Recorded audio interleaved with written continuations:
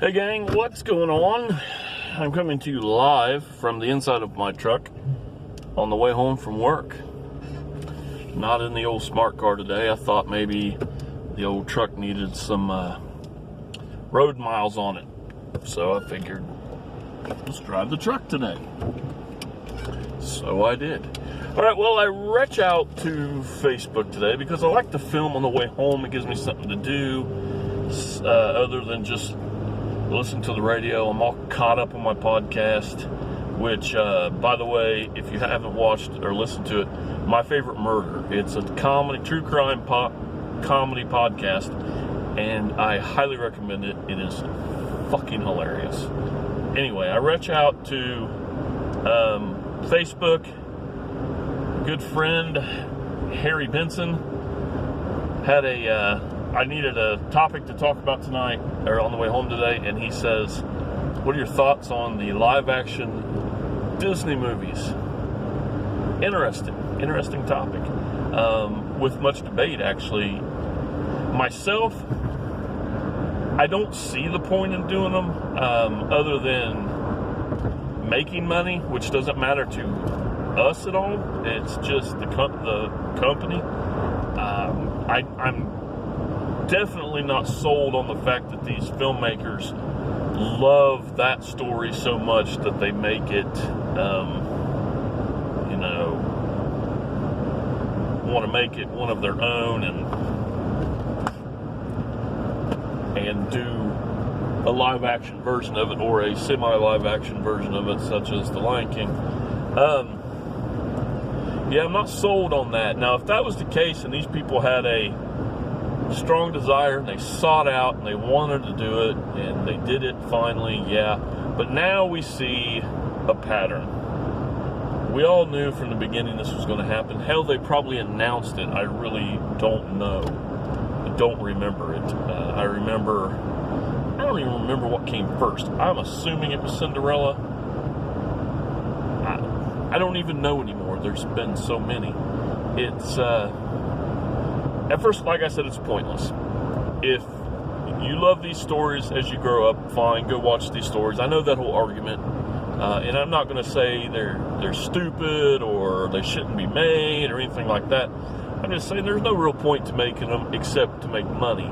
Now, if I want to, us with children, Harry with smaller grandchildren, we want to introduce our children to these things. I've done a really good job with it because my daughter grew up in the Little Mermaid Up phase. My son has gotten the whole Pixar experience. We have submitted him to other Disney films. We've watched a couple actually in the last couple nights. We watched The Emperor's New Groove the night before last, actually. And those moments are great, because these are great stories. Watching The Lion King for the first time was a memorable moment. Watching The Lion King for the first time with your kids is an amazing thing. And I'm just picking the Lion King. This goes for just about any of them. Now, The Lion King's not even my favorite, but it is one of the Disney movies, like the Disney movies. Watching it with my daughter when she's young, my kids are 12 years apart, so it's a different thing. The hand-drawn animation versus the Pixar things now, there's a lot different. My son, however, like myself, is more character-based on stories like this. So, like The Emperor's New Groove, the characters in there draw him to that movie, not necessarily whether it's hand-drawn or animation. And at some instance, the children of nowadays, this generation, whatever it's called, are going to find these live-action ones more appealing because they're actual live-action. And as you know, speaking directly to Harry, who is a little bit older than me and comes from a different generation of cartoons himself, from my generation of cartoons to my kids' generation of cartoons, and then to his grandchildren's generation of cartoons. There is so much different. Harry and myself, even being, that gap apiece, have the best memories of cartoons. Those were the best animated shows on television or anything. Then we go down to one other generation where my kids are, and Saturday morning cartoons are nothing. Almost everything is computer generated on TV. Hand-drawn animation is far and few between. And we get into the Disney Channel, Nickelodeon, all those channels, and we see live-action shows. That leads us into the live-action Disney, and so forth. They're comfortable with that. And so now, as adults, we need to show our children these cartoons because they are what, founded and started this thing. Like, let's take Cinderella, for example. The movie, I loved the movie. It was great. It was beautiful. It was an awesome spectacle. But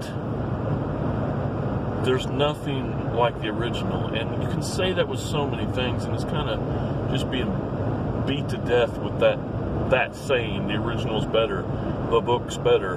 And it's kind of like no shit at this point. But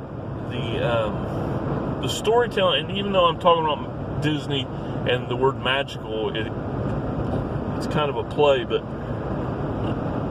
the cartoons are magical when you watch them, especially not even if you came from that era. I wasn't born fucking Snow White came out, but it's a fucking magical thing to watch. It's so beautiful. Let's take my favorite. My favorite Disney animated film is Beauty and the Beast. I was very surprised at how good Beauty and the Beast was. I thought, I'm going to dislike this. I love Emma Watson, everything she does, and I thought she's going to fuck Belle up. The Beast is going to look horrible. The story is going to be god-awful. But you know what? Even the CG dishes and all that stuff, which there's no other way to do it, so we have to deal with this, looked beautiful. I was very pleasantly surprised. Would I take that over the cartoon? No. That's, like we said, we've been beating that question. But it was a good effort, It was beautiful. And there's other stories. People forget that some of these stories have been told for a long, long time. Beauty and the Beast has been told over and over and over. Had a TV show about it, everything. We know the story of Beauty and the Beast. As a matter of fact, I can't even pop the year in my mind, but the one that, just for stupidity's sakes, because I can't think of anything, the one on Criterion,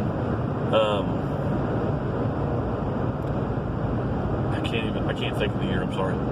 But that's a beautiful story. I know that it's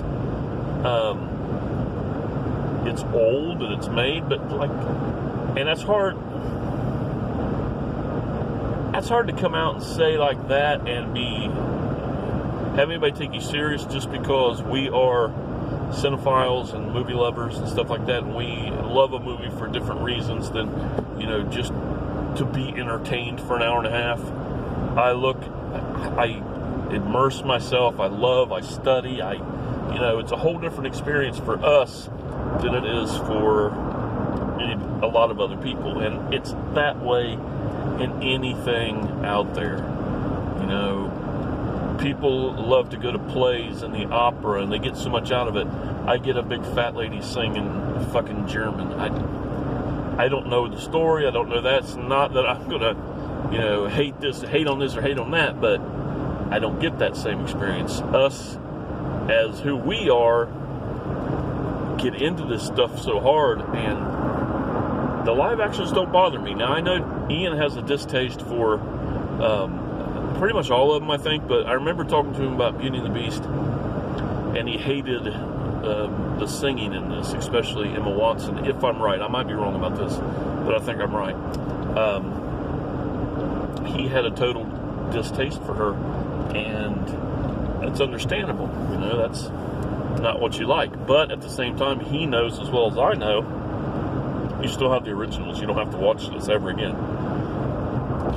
But, what they're doing is trying to reimagine, and they can think that all they want. What they're trying to do is make money. Disney is there to make money. We can see this with the Star Wars franchise and where they've, not the fact that they kept going with it, but where they've went with it, and I'm not even talking about what people think about the last two movies. I'm talking about, we're just going to run through this wall with Star Wars. Haven't had shit in 20 years, and all of a sudden, whoa, okay, thanks. But it's the same way with these guys. They're going to go on through, they're going to make these. Making The Lion King a live-action Disney film was a success. It was a good movie. It looked beautiful. Had flaws, yes, but beautiful. Now we're going to see some more, and we're going to continue to see some of these animal-heavy movies. Hopefully that, like when we get to, I can't even think of one on top of my head, but with a strong human presence, and there's so many more classics that they need to make. Like they'll probably do Pinocchio or Snow White, which I know they've done The Huntsman, and I don't think that counts. That's fucking stupid. But yeah, that's my thoughts on the Disney live actions. I enjoy watching them. Do I think they're needed? No. They are a moment to share with your kids. If you have children or grandchildren, watching these are another special moment with them, because you can say, they made a cartoon about this, and they're interested, and we go watch it. Now, will they think that the live action is neater? Probably. But you might get lucky. You might just get lucky that they sit there and enjoy. Let's just hope that they don't spend 3 weeks singing Let It Go. That's one of the only downfalls. Let it go, let it go. Later.